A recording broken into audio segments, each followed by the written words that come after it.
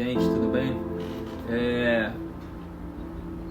Deixar uma palavrinha aqui rápida de Viva Esperança aqui sobre o pecado que Jesus veio nos salvar, né? Muito se fala por aí que Jesus veio nos salvar dos nossos pecados, e realmente Ele veio nos salvar dos nossos pecados, só que ninguém fala que pecado é esse, né? E tá deixando aqui rapidinho aqui que pecado é esse que Jesus veio nos salvar, tá? Que vire verdade para sua vida e você possa crer nisso, beleza? É muito bom a gente entender o princípio, tá? Que se a gente não entender o princípio, a gente não consegue entender o meio nem o fim, né? Então é necessário que a gente entenda o princípio aí pra gente entender toda a caminhada do Evangelho, amém? E quando a gente fala sobre o pecado que Jesus veio nos salvar, a gente tem que ir lá em Gênesis, né? Quando Deus pega o homem, coloca no jardim do Éden, homem esse, Adão.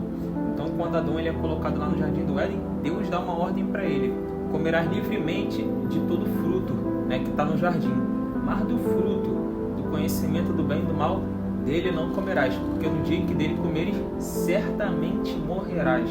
E a gente vai ver que Adão não obedeceu essa ordem, ele foi desobediente e ele comeu do fruto que Deus ordenou que ele não comesse. E Adão não morreu fisicamente, né? Adão viveu mais de 800 anos, né? Gerou filhos e filhas, né? E então isso testifica que Deus não estava falando de uma morte física, né? Estava falando de uma morte espiritual. E em Romanos 5,12 vai dizer: por um só homem entrou o pecado no mundo, e através do pecado a morte.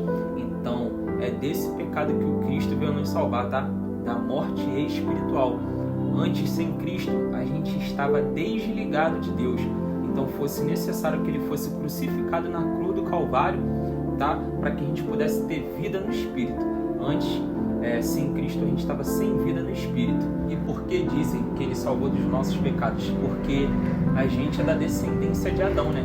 Então esse pecado, que Adão cometeu, essa desobediência, respingou em todos nós, né? Porque nós somos a descendência de Adão.